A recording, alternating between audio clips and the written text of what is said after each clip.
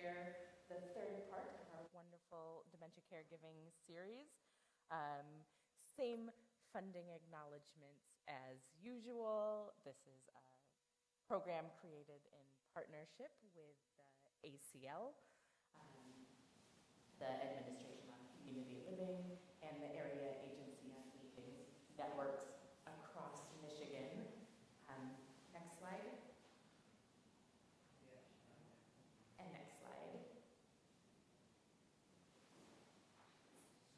Okay, so today's session we are looking at some behaviors and addressing behaviors, and then spending some time looking at self-care for caregivers.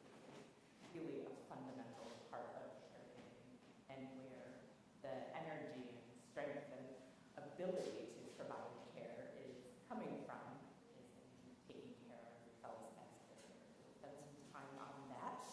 The objectives for today's session are to understand and address dementia-related behaviors, learn self-care strategies, and why self-care is beneficial, and then look at building a network of support, as that's a piece of self-care is not being in it or feeling in it alone. Okay, so dementia-related behaviors are happening for several reasons. Those of you who were here, if you remember all the way back to session 1, which I know was quite a long time ago, January, I think, but we learned how the dementia disease affects the brain, which affects these different areas of cognition. So it affects memory, language skills, visual perception, comprehension, the ability to focus and pay attention, the ability to reason and solve problems. And so we need to remember that your person living with dementia, they're not doing these things on purpose. It's not personal. Their brain has been affected by the disease process, making these skills harder or impossible to do.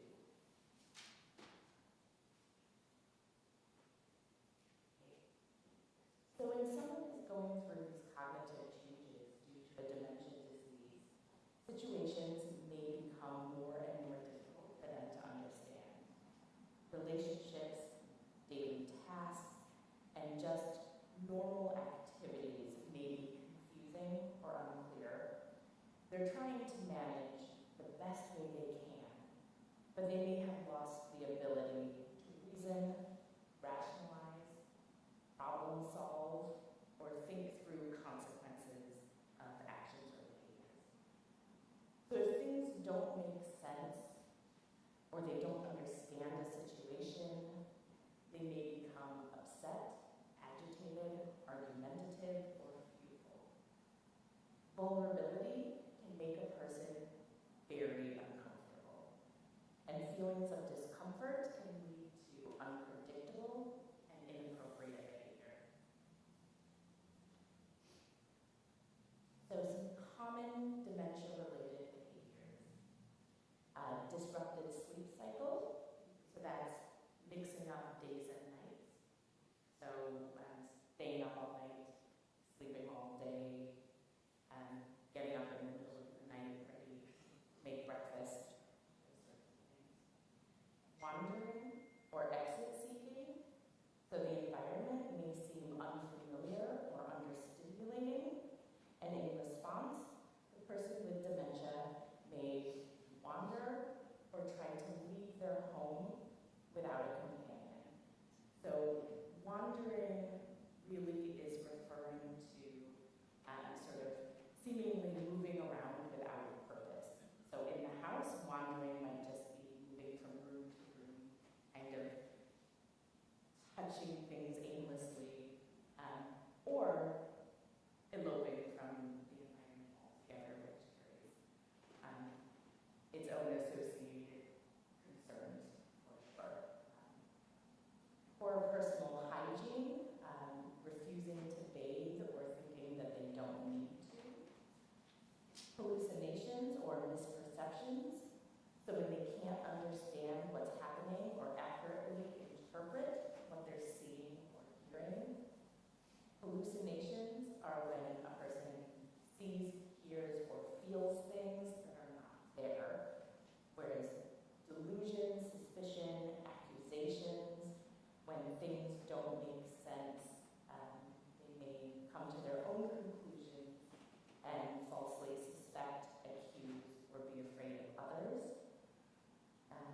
You maybe think you stole from them when you've misplaced an item, those sorts of things.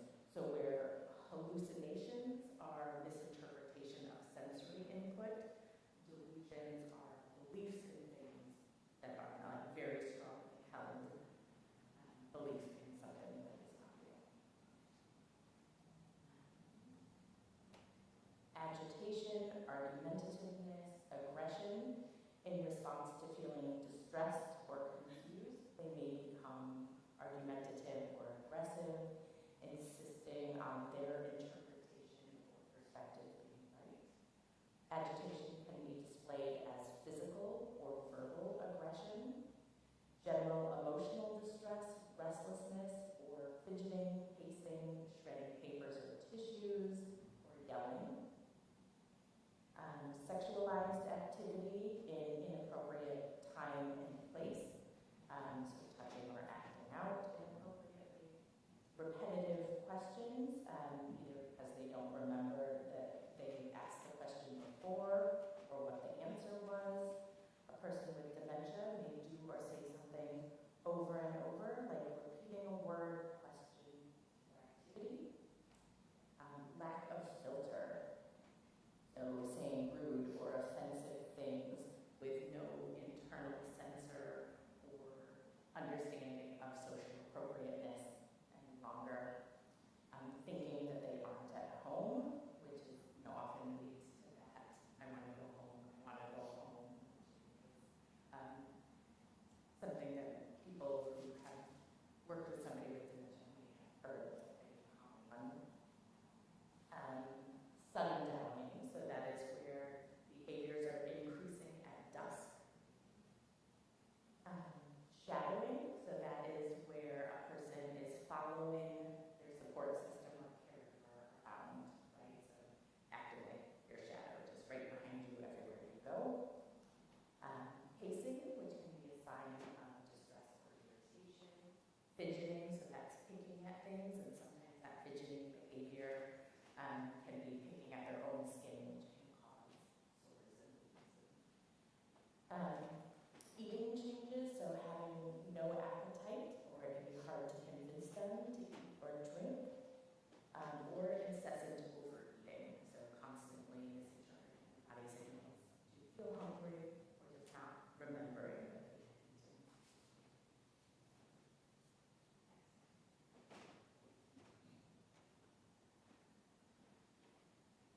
So we want to understand these dementia-related behaviors as responsive behaviors.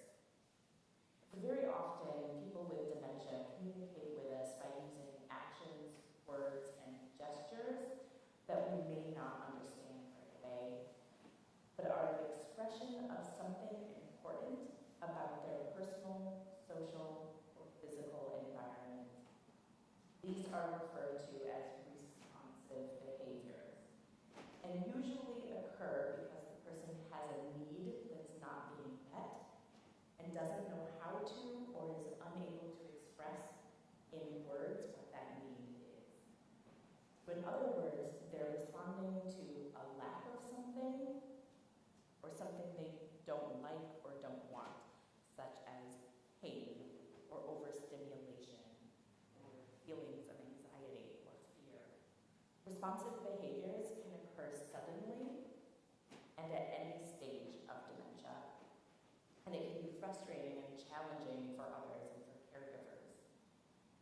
So we're going to look at some tips that will help both the care partners, so that's an important way to look at caregivers or care partners, right? So we're walking alongside our person with dementia and supporting them through the day. So helping both our care partners and the person living with dementia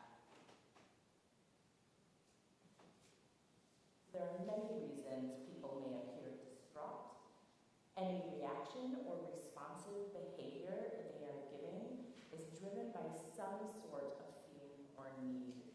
It's their attempt to communicate. Caregivers will benefit from stepping back. Step back, take a deep breath, and calmly observing what is going on to try to get clues about what this communication is, what this behavior is a response to, and then that will give you a clue as to how you can help your person. So you might also think of this as a clinical view, right? So stepping away from emotion, becoming like a nurse, and you're just investigating the situation. So what happened right before this behavior occurred? Who was involved? Look at their body language, gestures, movement, facial expressions, those all convey meaning. And remember, again, when you see one person with dementia, you see one person with dementia. So always, always, always in that clinical view, we're bringing in what we know about our person because they always, always, always repeat that person.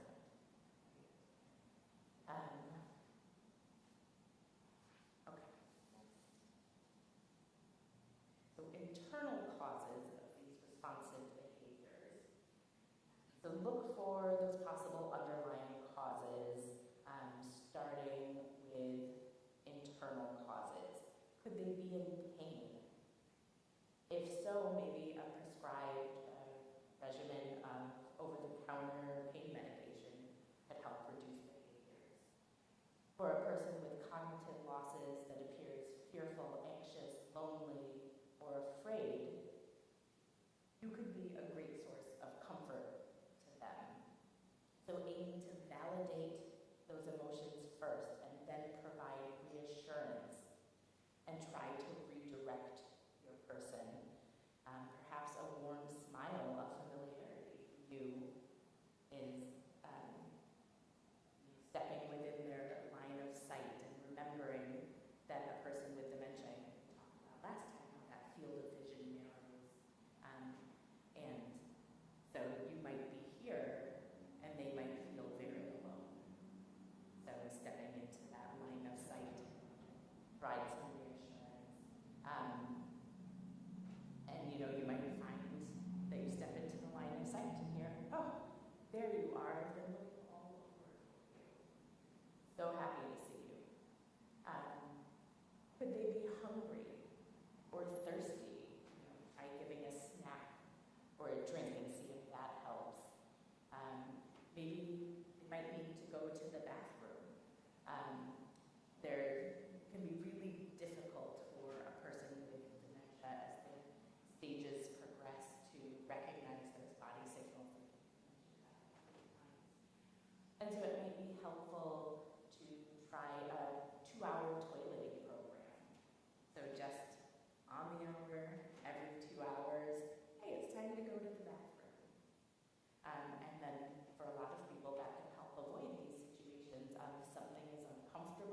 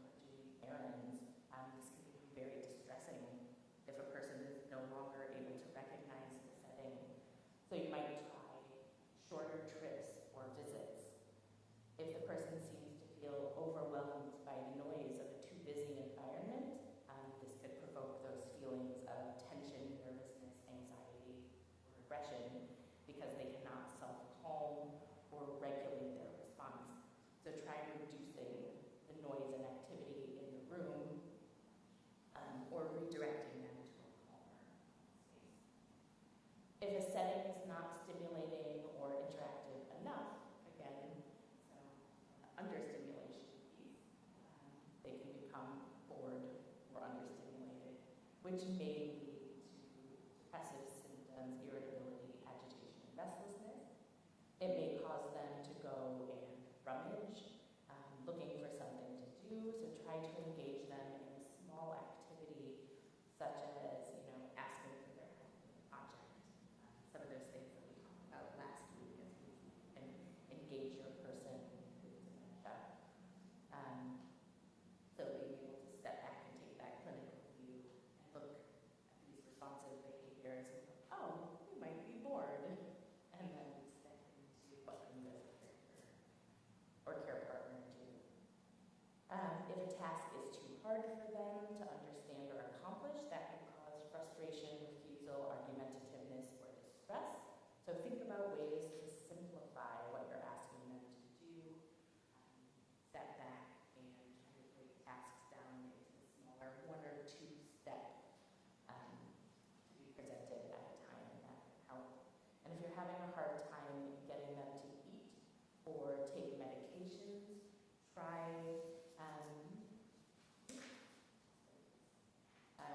using settings to prompt behaviors. So being in a kitchen often makes people think about eating. You can be creative, you can disguise some medicines in applesauce yogurt, ice cream, offering it as a treat instead of just trying to take your medicine might be helpful.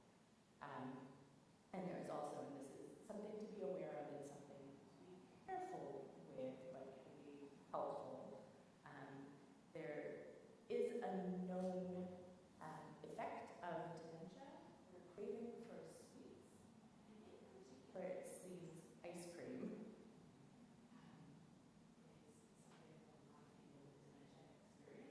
So that can be a helpful way to sometimes get some calories in if that's a problem that you're having.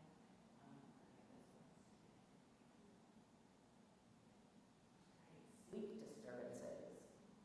So your person might mix up their days and nights, or just have difficulty sleeping at night and want to sleep all day. Many people wake up more often and stay awake longer during the night. Sleeping a lot during the day, being wide awake at night. So you want to look at that again as a responsive behavior, step back, take that clinical view, and rule out other possible causes. So is there a physical illness or medication side effect like restless leg syndrome or sleep apnea that is causing this? Urinary tract infections can cause a frequent urge or pressure to urinate, causing somebody to want to be home a lot at night. Arthritis pain may cause them to wake up, to reposition. And then people with Lewy body dementia or Parkinson's may be more prone to REM sleep behavior disorders, which cause them to physically act out vivid or often unpleasant dreams with abnormal vocal sounds. So for those reasons, it may be helpful to treat pain at bedtime or ask a doctor for recommendations. Medical care team about sleep disturbances. And then also, noting that use of alcohol or caffeine may disrupt sleep.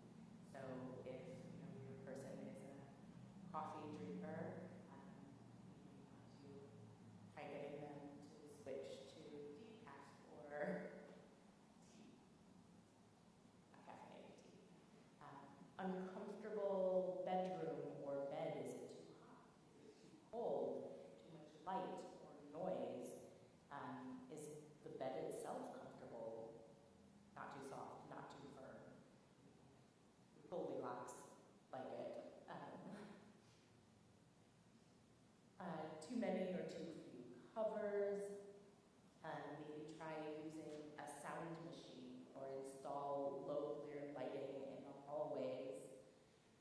Use night lights, declutter, minimize noise, take out a television. Those sorts of things might help. Lack of physical exercise during the day, burning off energy or activity during the daytime might make for better sleep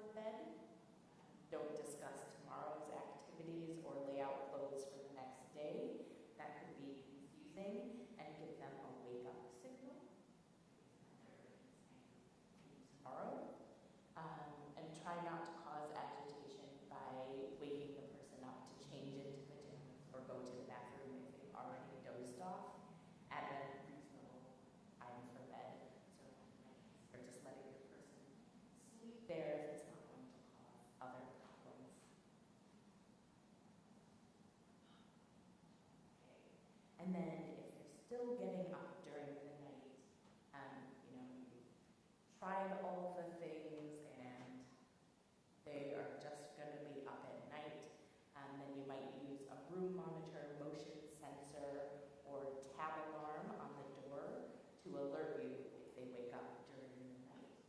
In particular, if there are safety issues with the person wandering at night.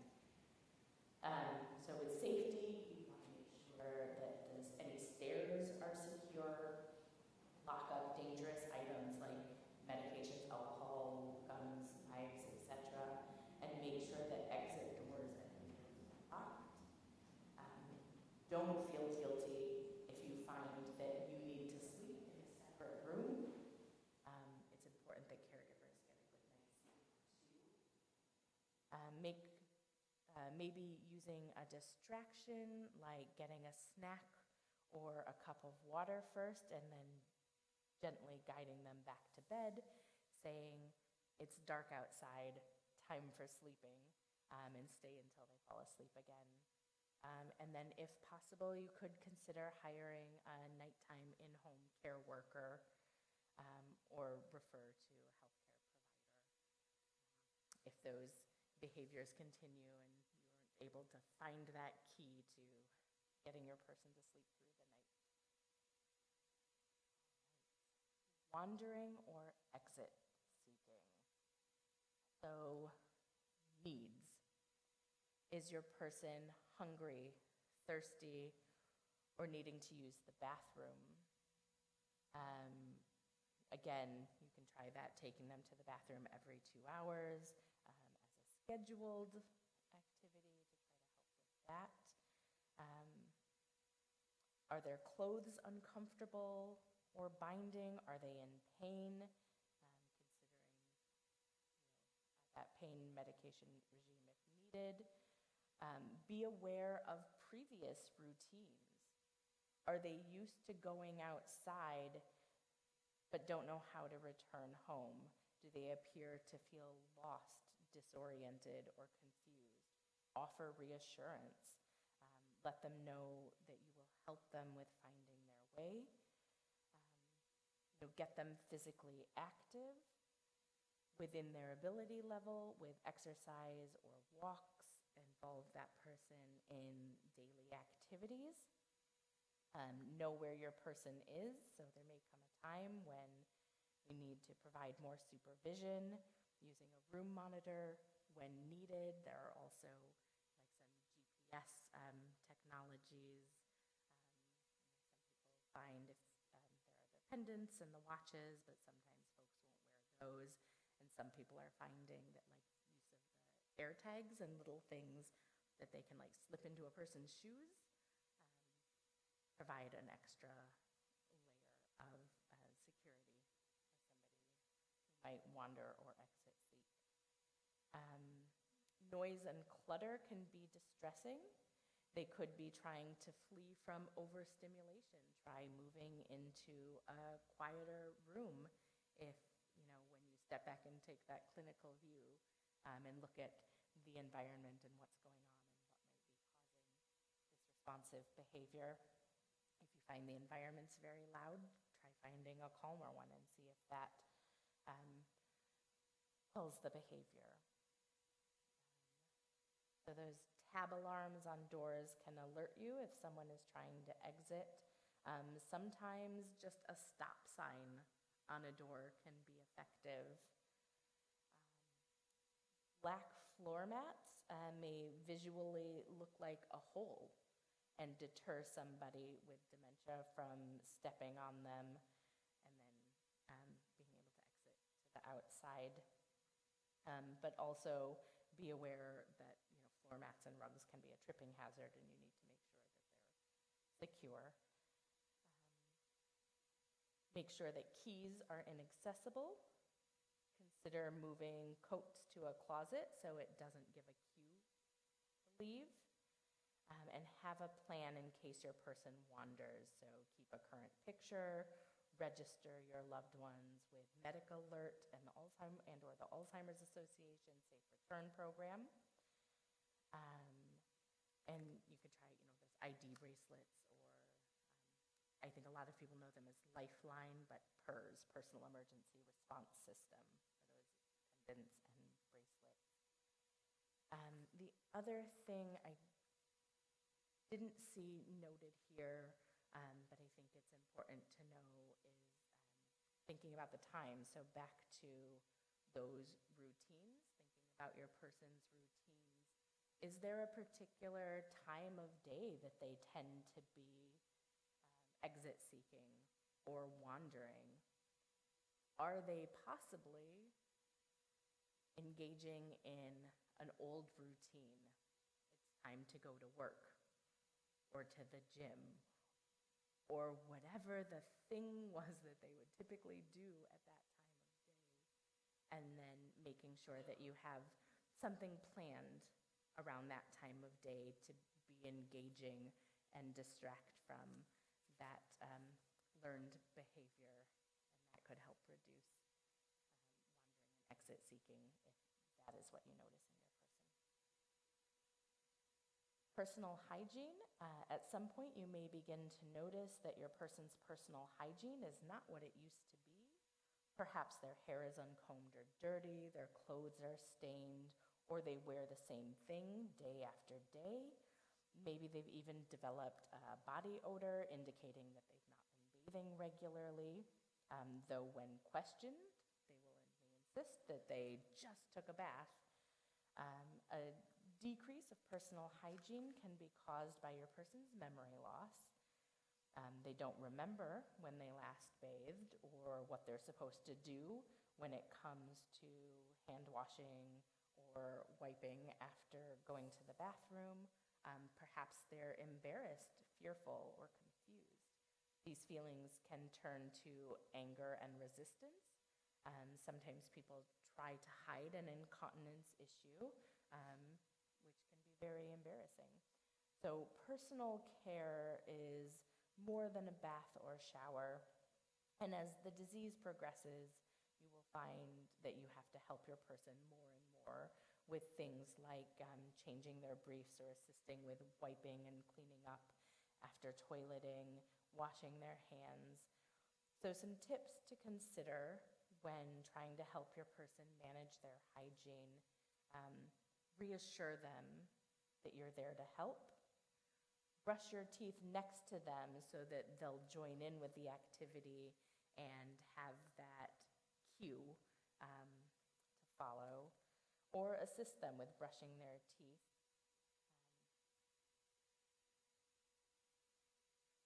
Wash your hands together in the sink to ensure that they stick with the activity and get fully clean. Use warm, soapy washcloth to help with cleaning after a bowel movement. If they refuse to hand wash at the sink, hand them a moist disposable wipe to use. You may even use a warm washcloth first, using a bit of water and a drop of essential oil in a crock pot or warmer to make it feel and smell enticing. Provide a positive distraction while doing the cleanup to help them get through the activity. Use music or sing or tell a story, or give them a brush or washcloth to keep their hands busy while you're cleaning the area that you need to clean in the hygiene activity. Replace straight razors with electric ones. And finally, remember that feeling vulnerable can trigger signs of distress, which are cues to slow down or stop the activity. Don't argue. Your skill in observing the person's distress signs allows you to stop the activity and keep the behavior from escalating into an unpleasant consequence. Next slide. Bathing and dressing. Privacy, please. When you assist a person with personal care, such as washing or dressing, bear in mind that this is a very personal, intimate, and private, and not typically a shared activity. So bathroom tasks really can trigger feelings of shame, humiliation, vulnerability, and anxiety. Most adults are not accustomed to being undressed in front of a stranger or family member, or remembering that, even as a family member, you may feel like a stranger to your person. These are stressful situations, so be sure to close the door, pull the window shades. You may want to cover mirrors if they're having difficulties recognizing themselves, and may think somebody else is in the room with them. Allow them to wear a t-shirt or underwear into the shower to reduce those feelings of vulnerability. Let them hold a washcloth again, engage them in the activity in whatever way you can. Always keep your person's safety in mind. So use bathroom aids such as a handheld shower head. Make sure there's a rubber bath mat and safety bars in the tub. Use sturdy shower chairs to support the person who's unsteady to prevent falls. Never leave a confused or frail person alone in the tub or shower. Always check the water level and temperature before your person gets into the tub or shower, and let your person feel the water before getting in. Break down tasks into small, simple steps. Explain each step as you go. So keep talking to your person, keep engaging with them. No sneak attacks with the washcloth, I'm going to wash your arm now, etc. And you may consider sponge baths in between showering days. And there may also come a time when you just forgo showers altogether and move to sponge baths, remembering that sensational input for a person with dementia can be very overwhelming and confusing. They may not, again, be able to understand the sensational input, and they may also, they are very easily overstimulated. And so when you think about getting in the shower, think about the changes of temperature, right? So if it's a little chilly in the bathroom and then you get in the hot shower and then you step out and now it's really chilly and there's wet to dry and all of these different sensations that are really pretty strong sensations that come with bathing, and that can be very overwhelming to a person with dementia. And so there may come a time, if it's a reasonable thing and there doesn't seem to be any odors or skin issues, to just move to sponge bathing more often. If your person is selecting their own outfits, you may consider limiting the number of items hanging in the closet or folded in the drawers for ease of decision making. Provide loose-fitting, comfortable clothing with elastic waistbands and large zipper pulls instead of small buttons. If possible, keep only clean clothing that's appropriate for the season in the room. And if they insist on wearing the same thing over and over, consider purchasing duplicates so that items can be washed in between wearing. And then make it as enjoyable as possible. Choose the best time of day. Try to match their former bathing routine, but also keep in mind the time of day your person is most relaxed. Make sure that the room is warm and well lit, especially in the evening hours. You may try some soft, calming background music. Just kind of, think about a spa experience to help both you and your person get through this. Candles are a little dangerous with the fire, but if the room is big enough and you can have them far enough away, but pleasant smells, pleasant feels, pleasant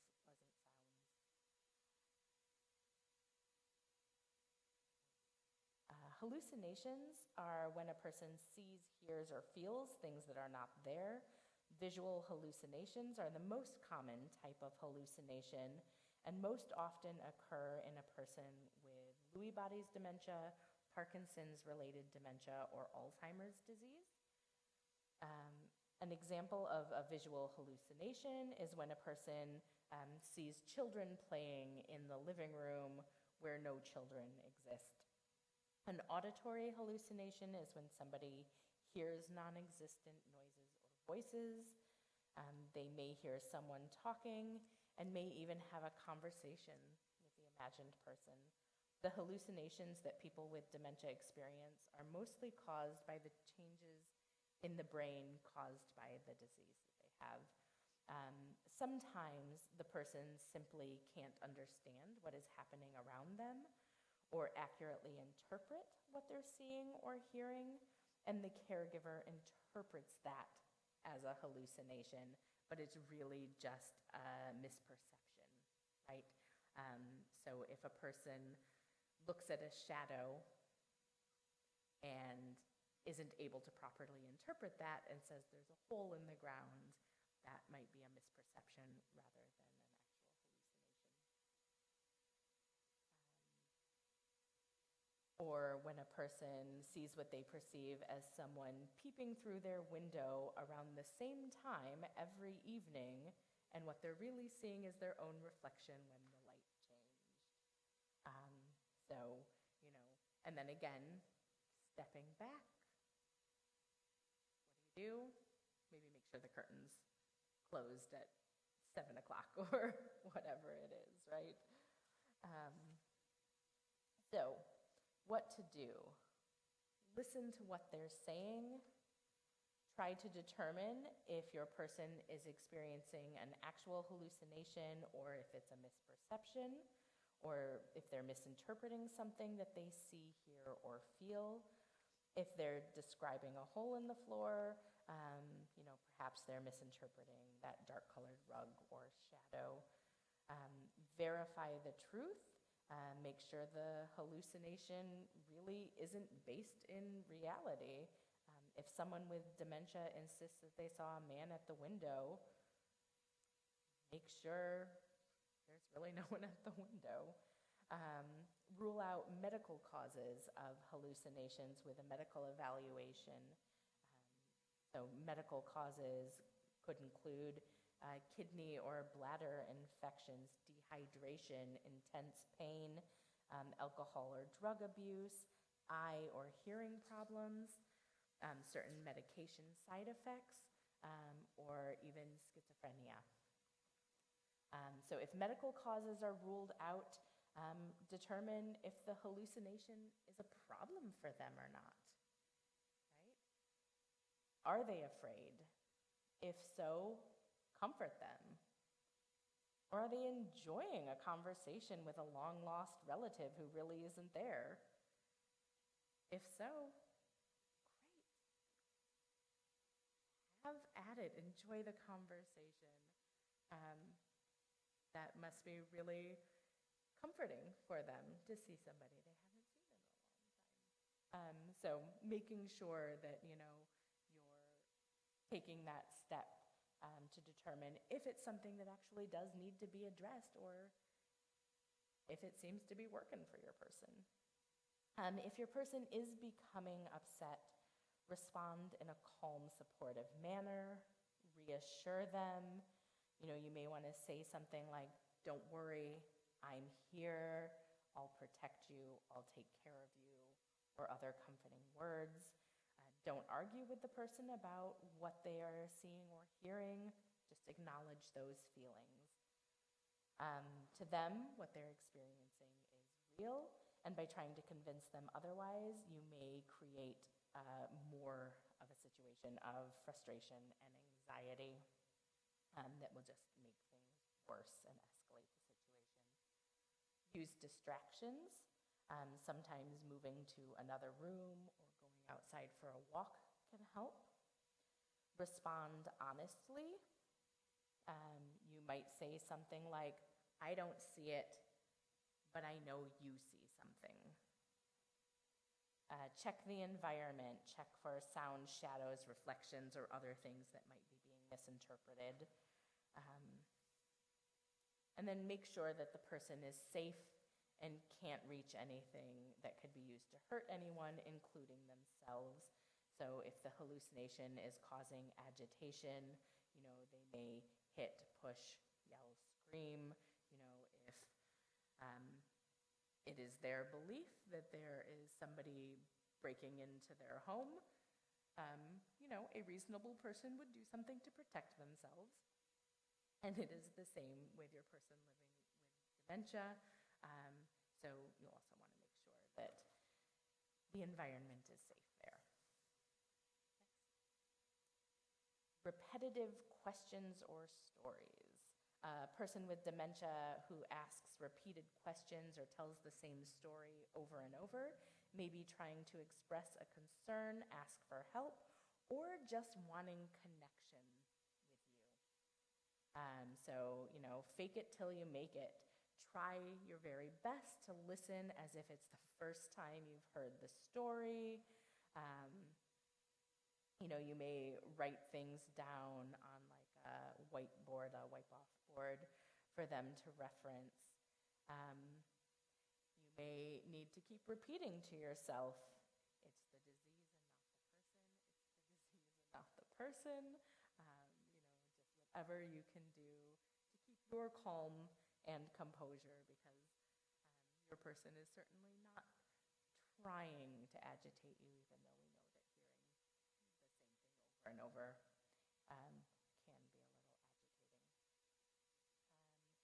You can try what we might call therapeutic fibbing, especially if the question refers to somebody who has passed away. So, if your person says, "Where's my mom?" Response could be that she went to the store and will be back later. Or you could try redirecting and just ask what the person liked about their mother, ask other questions, engage them, which is typically what I recommend. Those therapeutic untruths can be a very useful tool, and if you need them, it's okay. But it's also important to remember that they can backfire. Folks living with dementia will have the weirdest times of connection to reality and suddenly remember what you said. So you do want to be careful with the use of those therapeutic untruths. But you also don't want to upset your person, right? You don't want to respond with, "Oh, well, she's dead."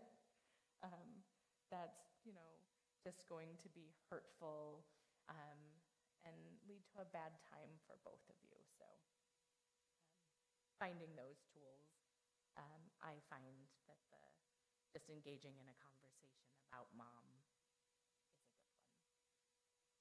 one. Respond to their emotions rather than their words. Keep the responses brief, which will save you a lot of time and energy in the long run, especially when you are providing the same response over and over. Distract with an activity, whether it's a snack, beverage, doing some deep breathing together, or doing something that they enjoy. And if your patience is wearing thin, it's okay. You're human. Escape for a few minutes. Just step away if you are not able to leave your person alone for any period of time. Hopefully, and we'll talk about building those networks, but hopefully you've got a network you can lean into, call somebody. I'm at my limit. Do you have half an hour? I need half an hour.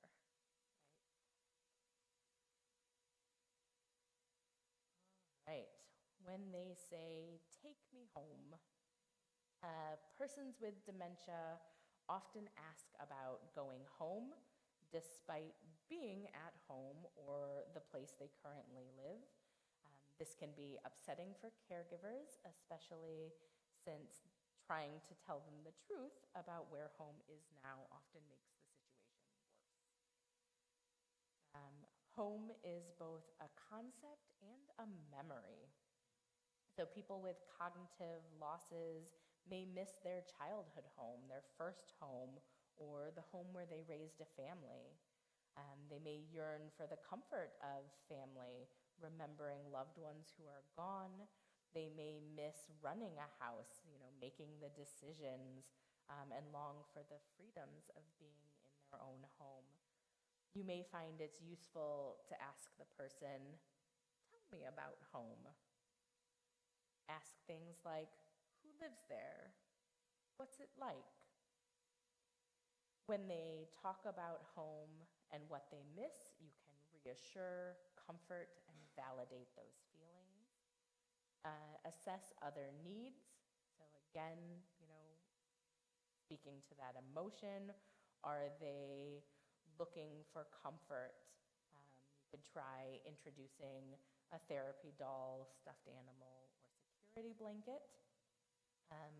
Avoid reasoning and explanations. So you moved here 3 weeks ago.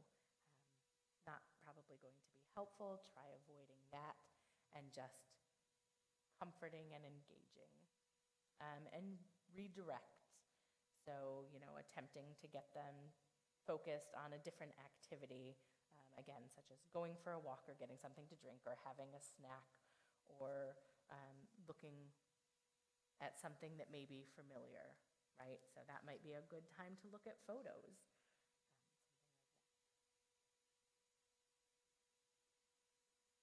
Okay. So responding to behavioral symptoms of dementia. So again, approaching from the front, introduce yourself, speak clearly, use simple sentences. It might be something, and it takes a lot of practice. I know that I work in the field of dementia, and I'm absolutely terrible at this, and I have to practice a lot. Practice a 20-second pause. So speak a short sentence, and then just let there be a pause. 20 seconds it takes a person with dementia to take in and sort through and order whatever information they might be able to get out of what you said. I know for me that 20 seconds is just nearly unbearable, but I would recommend the practice. Remain calm. Focus on positive behavior. Ask in a respectful and curious way why they're doing what they're doing. Reduce chaos. Try encouraging a person into a different room or to turn down the volume on the radio or TV. Support feelings. Identify feelings behind words or actions, like, I'm sorry you're frustrated right now. That you're frustrated. Determine cause. Ask respectfully if they're hungry, bored, in pain, or stressed. Redirect them to something that they enjoy. And snack comes up a lot. Snacks really work. We love snacks. Look outdoors. Put on their favorite music. Go with the flow. Don't correct or confront. This can escalate the distress. Try not to argue with them. Remember that being right is not important. If you pressure them, they may become suspicious or escalate. Bargaining, negotiating, and rationalizing are not likely to be effective tools because their brain cannot reason any longer. That's one of those areas affected by the dementia. Use a calm voice. If you become upset, it will trigger more distress. Don't argue. Again, and I can't say it enough, being right is not important. Tell the person you are there and you will help them. Offer your hand, ask if they need some water. Give them an opportunity to settle down without engaging or arguing. So space can also be an effective tool. I remember when my son was little, 3 or 4, and he would be engaging in some very obnoxious 3-year-old type behavior. I would say, "Oh, you are acting just like a 3-year-old." And that would remind me, oh yeah, He's acting just like a 3-year-old. Same thing, you are acting just like a person living with dementia. Oh, right. And that can be that moment that we need sometimes to reorient and take a breath. Don't be physically threatening. So again, approaching from the front, don't surprise them from behind. Match your head level to theirs so that you can see each other easily and you're not kind of, leaning over them. Whatever the situation, you need to reassure the person that they're safe and that you will help. Again, remembering that so much of communication is not verbal. So be aware of the tone of your voice and your body language. Try to be patient, slow, and respectful. And then also making sure that you're assessing the situation to ensure safety first.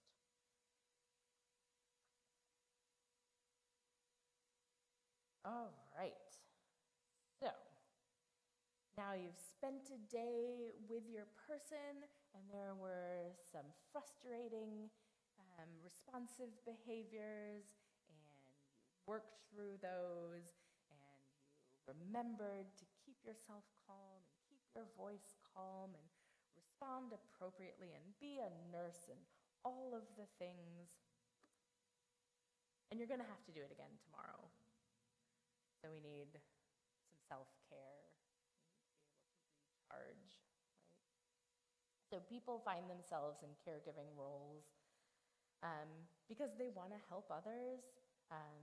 Sometimes it's because suddenly a person close to you needs care and support.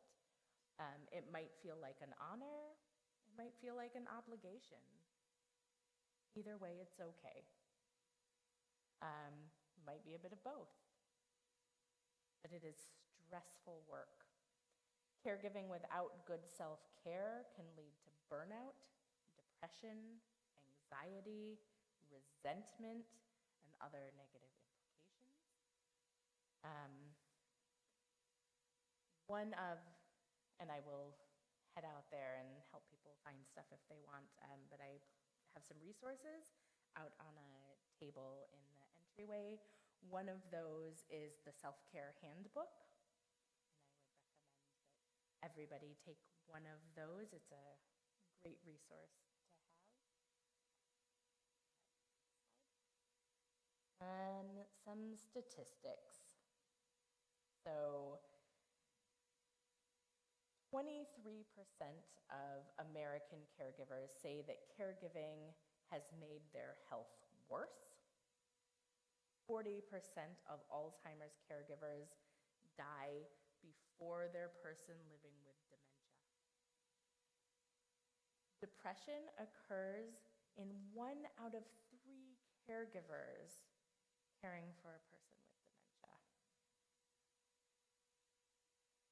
And it isn't disease or accident that takes these caregivers, but rather the sheer physical, spiritual, and emotional toll of caring for someone struggling with Alzheimer's.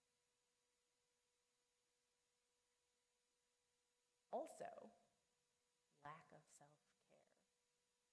We find caregivers saying things like they didn't go to that doctor's appointment because they just didn't have the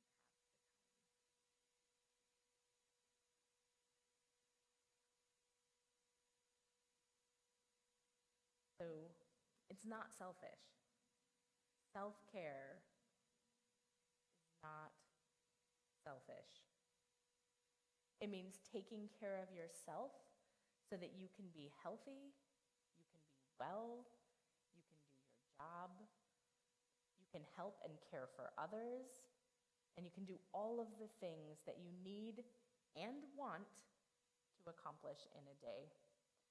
There's a tendency of many caregivers to put the needs of everybody else before their own, and it might work in the short term, but in the long haul, that's what leads to illness, frustration, resentment, depression, and or burnout.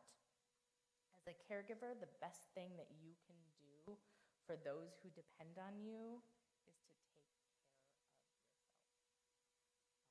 So, that adage, put on your own oxygen mask before assisting others. Or it's not just me, it's me too.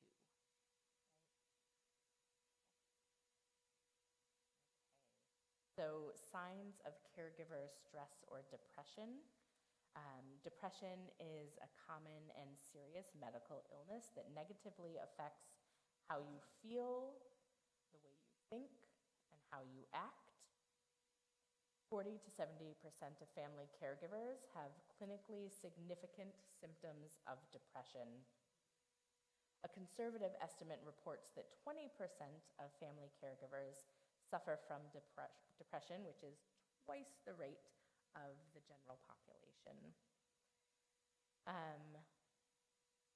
And at least, as we said, 1 in 3 caregivers of persons with dementia specifically. So looking at these signs of stress or depression, if it lasts for more than 2 weeks, and if your family members suggest that you have your depression, that you are showing signs of depression, I would highly recommend that you go, maybe I should talk to my doctor or somebody about this, right? So I know it's easy to throw those things away, but if people who care about you are indicating that they're seeing a change in you, stop and think about it, take it seriously. So those signs might be things like fatigue, headaches, skin irritation, breathlessness, so feeling short of breath, muscle twitches, appetite or weight changes. So those are things you might see in your body. Emotionally, you might experience irritability, depression, loss of confidence, fear or apprehension, so anxiety. Loss of interest, social isolation, so feeling like you just don't have the energy to spend with anybody, so starting to pull away from social interactions and activities of enjoyment, or reckless behavior. And you might find yourself worrying, making hasty decisions, feeling muddled in your thinking, so that kind of foggy-brained feeling, be experiencing nightmares, impaired judgment, or being overly critical of yourself. So those are signs to look for, and if as a caregiver you're starting to notice any of those things, then time to stop and think about some intervention, some self-care. And then there's also compassion fatigue. So compassion fatigue is a term that describes the physical, emotional, or physiological impact of helping others, often through experiences of stress and trauma. Compassion fatigue is often mistaken for burnout, which is a cumulative sense of fatigue or dissatisfaction. While burnout is one part of this form of fatigue, the term compassion fatigue encompasses a more specific experience, which may be brought about by a stressful workplace or environment, lack of resources, and excessive hours of caregiving. So you might see overuse of food, alcohol, or drugs, so just really an attempt to fill yourself up with something when you are drained of your emotional well, so to speak. Feeling prone to anger, blaming, and lack of objectivity, experiencing chronic lateness, depression or feelings of hopelessness, diminished sense of accomplishment and low self-esteem, mental or physical exhaustion and sleep disturbance, frequent headaches, GI complaints, hypertension, and unrealistic expectations of yourself. So those are all signs of compassion fatigue. And then with compassion fatigue, what you see is, well, it's an inability to feel compassion for what others are going through, as well as compassion for yourself. And as a caregiver, and just as a human, neither of those things are great places to be. And then caregiver burnout. So these are some clear signs that a caregiver is experiencing burnout. Feeling less energetic than before, being frequently ill and constantly exhausted, even after taking a break and getting some rest. Caregivers often give up caring for themselves because they're too busy, exhausted, or have just completely given up. Caregivers may experience feelings of being unfulfilled and dissatisfied. They're unable to relax even when not in the caregiver role. So, get a night off and still find that you're just wound up and unable to relax and unable to enjoy the time away from caregiving. Becoming increasingly impatient or irritable with the other person. And finally, feeling hopeless is a big red flag signaling that the caregiver has had enough and caregiver burnout is moving in, so to speak. So, 3 deep breaths. And I think that is some heavy and distressing information, and I think we should take 3 deep breaths right now.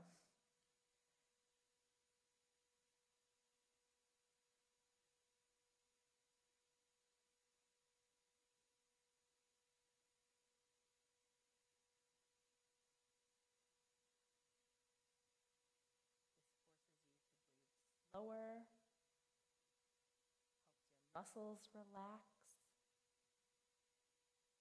extra oxygen coming in sends a message to your brain to calm and relax the body. You can stretch. Stretching can help relax your muscles and make you feel less tense. Our brains are complicated and wonderful organs, but sometimes kind of dumb. They're pretty easy to trick, really. If you can get your body feeling relaxed, your brain will go, I guess everything's okay and we can relax a little, right? So deep breaths, stretching, get moving, take a walk, dance. If you're a weirdo and you like to vacuum, run the vacuum. Physical activity can relax your muscles, improve your mood, and may help relieve symptoms of depression and anxiety. Physical activity also boosts the level of those feel-good chemicals in your body. So there's endorphins, right? And those endorphin spikes can help improve your mood. Write out your thoughts. Keep a journal or simply write down your thoughts. You can do gratitude journaling if that's something that you're open to. So taking the time to focus on the things that you're grateful for can help pull you out of that cycle of ruminating in the things that are really difficult. And then taking time for yourself. So whatever that is, whatever it is that you enjoy doing, and think about some different periods of time so that you have a go-to no matter how much time you have. If you had 10 minutes just purely for yourself, what would you do with 10 minutes? What would you do with an hour? What would you do if you had an afternoon or whole morning to yourself? What would you do if you had a whole day or whole weekend for yourself? And think about those things. And when you have just that 10 minutes, then do that 10-minute thing. That might be some stretching, that might be a quick walk, it might be vacuuming like a weirdo, whatever it is, just making sure that you're taking that time. And then make sure that you're getting enough sleep and making sure that you're taking time to connect with others. So again, that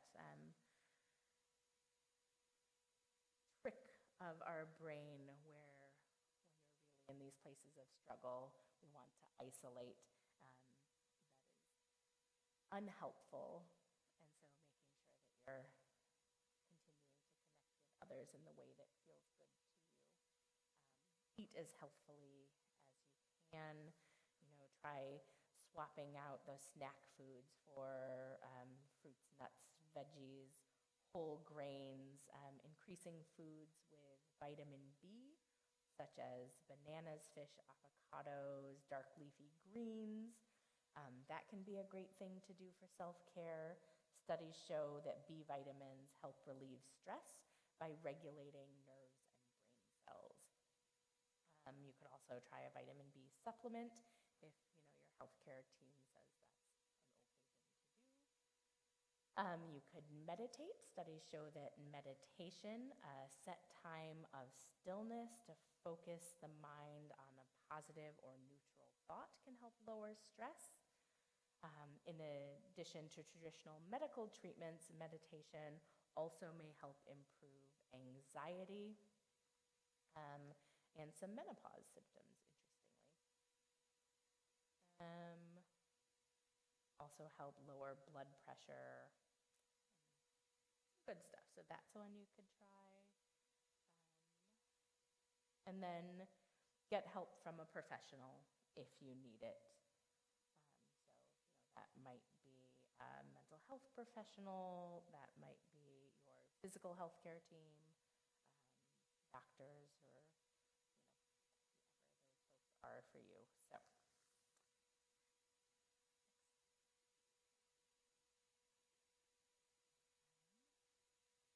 So the benefits of self-care helps to reduce stress and enhance your quality of life. Research shows that in addition to keeping you healthy, self-care can also improve your overall well-being, helps you to manage the daily stresses in your life, the academic pressures, tricky interpersonal relationships, and uncertain futures. Stress and anxiety, boosting self-esteem, protecting your mental health, and leads to better relationships.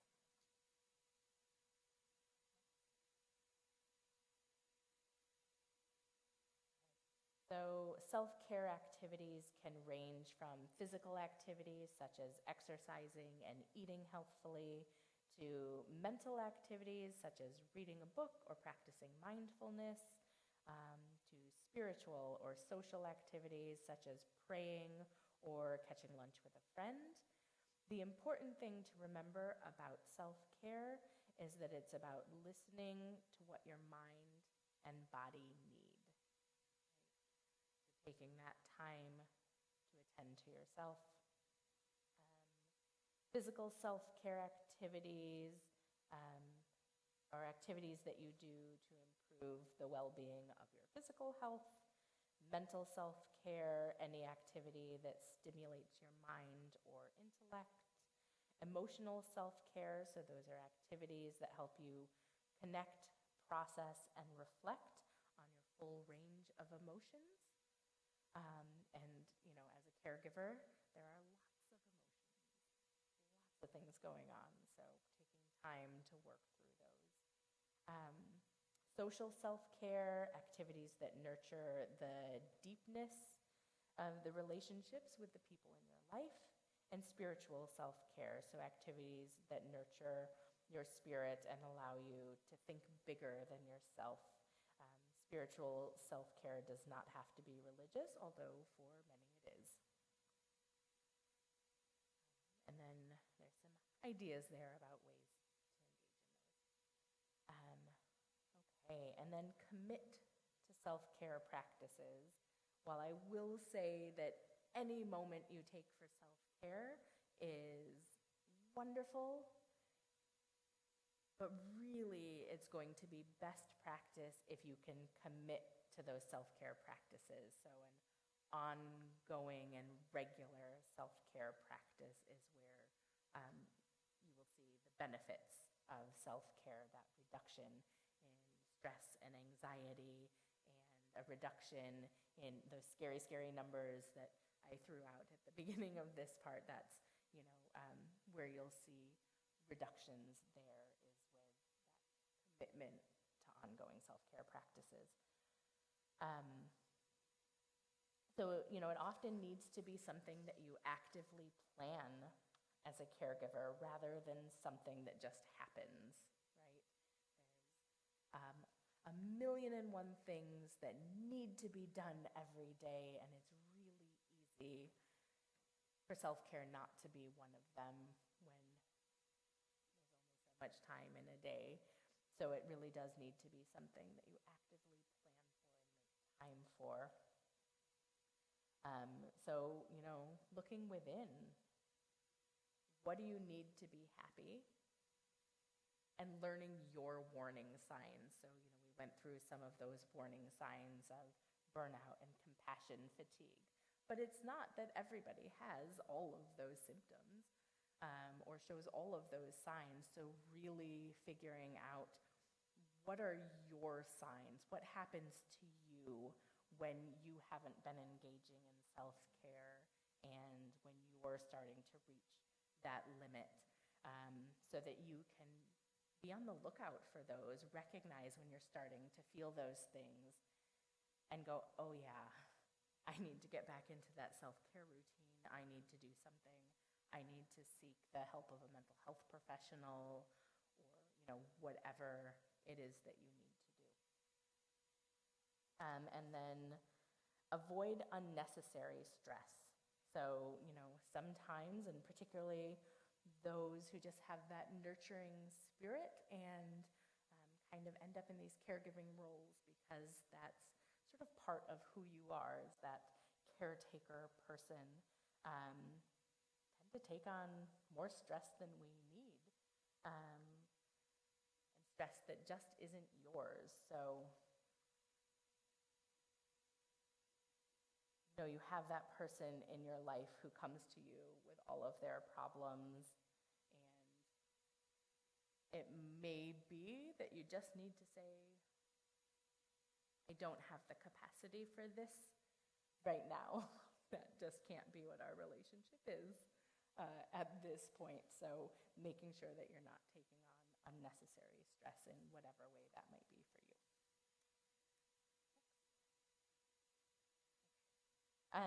So there's this great TED Talk about the missing ingredient in self-care. I think we're going to skip that right now, but can you send that link out to anybody who wants it? So that link will be sent around, and anybody who's interested in watching that TED Talk will be able to do that. All right, so we'll go on to the next slide then. If you haven't been asking for help, ask yourself why that might be the case. Ask yourself why you're hesitant to ask for help. Do you believe that you are the only person capable of taking care of your person with dementia, of attending to all of the tasks that need to be done in your daily life as a caregiver? Do you believe that it's just easier to do it all yourself? Do you feel like you won't get the credit you deserve if you hand some tasks off to other people or ask for help? Do you believe that you would be rejected, ask for help, and get a resounding no back? Do you believe that people will think you're incapable or less loving or don't have what it takes if you were to reach out and ask for help? suggest that you consider enlisting the help of others because dementia caregiving can be draining and challenging. People who create a team of others that pitch in find it more manageable and are less prone to the difficulties and risks of fatigue and burnout.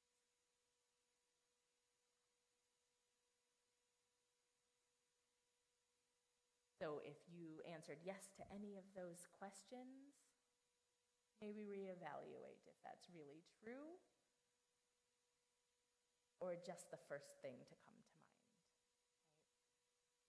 Right? So what to do in a crisis? Sometimes things can feel overwhelming for you or a loved one. The 988 Suicide and Crisis Lifeline is a national network of local crisis centers that provides free and confidential emotional support to people in suicidal crisis or emotional distress. It's available 24 hours a day, 7 days a week, all across the United States.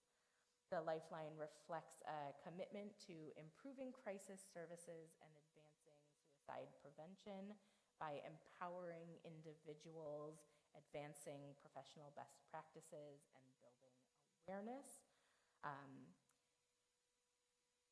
So, something that everybody should know is out there. Build a network of support. So let's talk about how to build a network of support. Next slide. Start with family. Routinely inform the family about the current situation and needs of your person. Set up a meeting to define the caregiving tasks and include your person if that makes sense. A calm conversation about what kind of care is wanted and needed now, as well as what might be needed in the future, can help avoid a lot of confusion. So decide who will be responsible for which tasks. Maybe develop an email chain where messages and updates are shared with each other routinely. Make a list of some trusted friends and ask them to run errands, pick up groceries, provide a meal, or even spend some time, provide you with some respite, spend some time with your person. This kind of help is essential for you to balance and manage it all. Support groups are a great place to share, learn, and create lasting friendships. Many community organizations run groups for care providers, and there are online options if getting out of the house is difficult. You could consider seeking clinical therapy services when you're feeling overwhelmed. There may be telehealth options. I know that telehealth options have grown quite a lot in the last couple of years through the pandemic. Look into other local resources in the community. Ask questions about services available to you and the person you're caring for. Like your local area agency on aging is a great resource, and you may find resources for things you didn't know. There is also, I know the Alzheimer's Association has a 24/7 helpline as well. If you needed to reach out to them, that is something that's available. The other thing is making a menu of ways people can help. So I know when everything just feels overwhelming and someone says, hey, if you need anything, just let me know. And it's really easy to take that and just kind of go, that was nice of them to say, and move on, right? Just take it in as a kind of social nicety. If you have a list of things that it would be great if they weren't on your plate or if somebody else might do once in a while, And that can be things like, bring a meal, sweep the floor, get some groceries, whatever it is. And when that person says, hey, if there's anything I can do to help, you just pull out your list and go, what would you like to do? Take those offers seriously. Take people up on it. Lean into your networks. Okay. So, your area agencies on aging. There are some core services that all of the AAAs offer. There's access to service, so outreach, information, and assistance regarding services and benefits. There are care management services. They either have transportation services or can direct you to transportation services in the community. There are options counselors like me. Nutrition services, so congregate and home-delivered meals, nutrition counseling and education, home and community-based services, so there may be access to some home care, chore services, personal care, respite care services for caregivers, adult day programs, family caregiver support, educational programs like this one, all kinds of wonderful stuff. Physical fitness classes and information, chronic disease self-management, immunizations. We have in our community a long-term care ombudsman. So if you're caregiving, if your person is in a long-term care facility and you have questions or concerns, we have the ombudsman's office who is there to help with those issues and concerns. We have adult protective services. We have services and supports looking at prevention of elder abuse, neglect, and exploitation. So lots of stuff, and I would highly recommend just calling your local area agency on aging and just saying, hey, here's my situation. What do you got? And then they'd probably say, oh, you should talk to Casey. And then we can dig in a little more. But all right. Next slide. So additional support. There's a sort of a caregiving resource center across the state of Michigan. We are in the process of building a caregiving resource center, which will be sort of a hub for caregiver information resources and supports. Working on getting that up and running. There's Dementia Friends USA, the Rosalind Carter Institute for Caregivers has some really great research and education programs going on. There's the Family Caregiver Alliance, doing some wonderful advocacy work and great education there as well. The Public Health Center of Excellence on Dementia Caregiving. They could have chosen a shorter name, my goodness. But more advocacy and education and research happening there. Next slide, you've got the Alzheimer's Association, the CDC. They have a focus on prevention caregiving. There's the National Institute on Aging. So all these great resources are out there. There's a lot of great information out there. Again, I think these slides will go out so you can watch that TED Talk if you wanted, get these links, or you could always call your area agency on aging, and we would be happy to get you connected wherever you need to be connected. So remember that coping with behavior change in dementia is hard work, it's difficult work, but I know that the skills to do it can be learned. We're all absolutely capable of it, as long as you don't forget the self-care. Okay. So, remembering that dementia-related behaviors are responsive behaviors, so responding to something, and the role of the caregiver is figuring out what is my person responding to, and that's where you can intervene, that's where you can help. That additional self-care tips and resources I've got out there, and again, I recommend everybody close up. And then just thank you for attending. I also have, it's a very quick evaluation form that if you would all fill out, I would really, really appreciate it, because we want to make sure that this program is meeting the needs of the people we're presenting to. So that would be wonderful. I will hand those around, and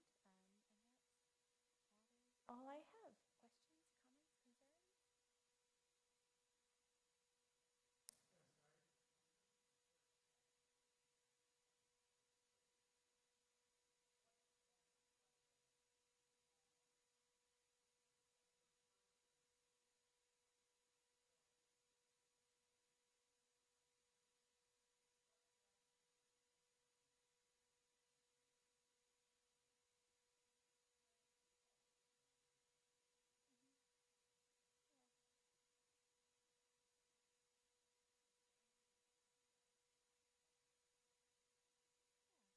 He was asking, when you identify that it's maybe dementia and not just the effects of an aging brain, right? And so one of the key things to remember is that dementia is more than changes in memory.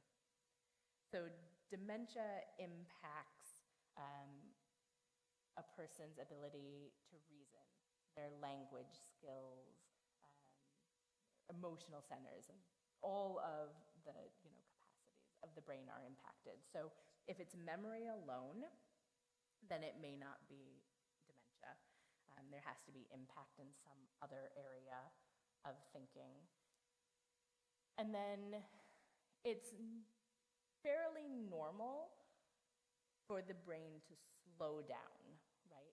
So it takes a little bit more time to come up with the word you want, or remember where you put something, or pull out a piece of information. It is not normal aging brain for it to be gone completely. So that, oh, I can't remember what was on the shopping list. Pretty normal. I can't remember that I need to go to the store to get groceries in order to eat. Not normal, right? So there's, a pretty distinct, but in those early stages, it can be really difficult to tell. And if you're questioning it, it would certainly be worthwhile to talk to somebody about what you're experiencing, and get some testing done. And at the very least, that can create a baseline to indicate if there's change over time.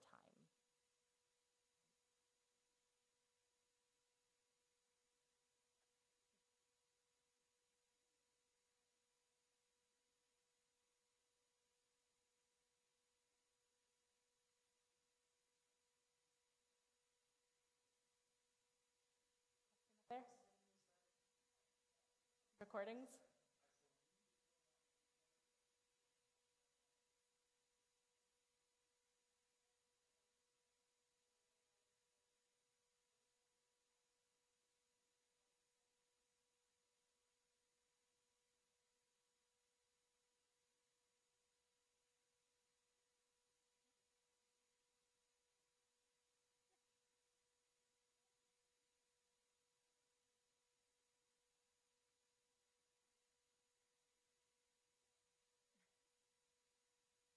Yeah.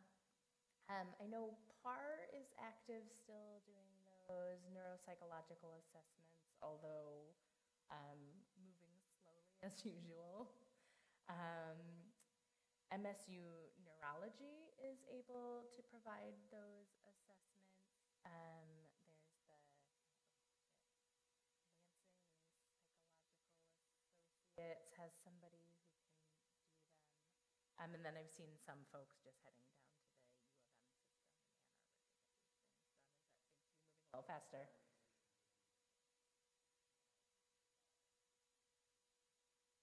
Yes.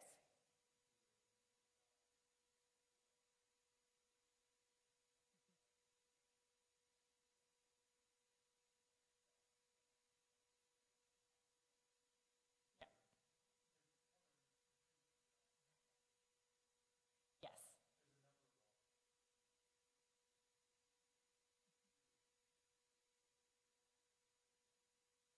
Yes, that's absolutely true in your primary care office or internal medicine offices. They definitely do have the tools. The one thing to be careful with and note about some of those things, the mini mental status or the BIMS or other tools that are typically, and this is based on the amount of time that you would have in those care settings, are very focused on the memory piece. But an actual diagnosis of dementia does require that another sort of box be checked, so to speak, in terms of cognitive change.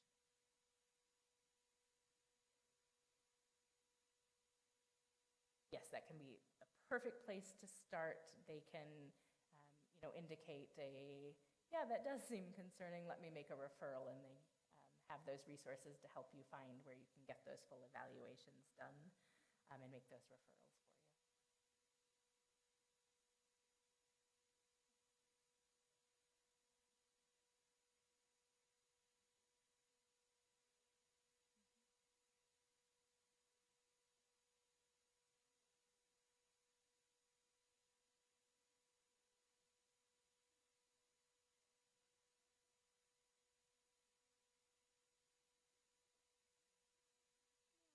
So there isn't any agency that specifically has a role in mediating those family discussions around who will do what. Certainly in my role at Tri-County Office on Aging, I have stepped into that and helped folks through that. I know that, sometimes if they're open to it, you may be able to access that sort of support through like a family counseling service. But that's a little tricky, and billing gets pretty weird there. And then, there are some resources like the Family Caregiver Alliance has some resources. I've got some resources. So they're just guidebooks to help through those conversations. So it's still a DIY proposition, but it can be helpful to kind of have a workbook that you're going through together and checking off who does what, rather than having one family member sort of leading the conversation. Can cause some problems.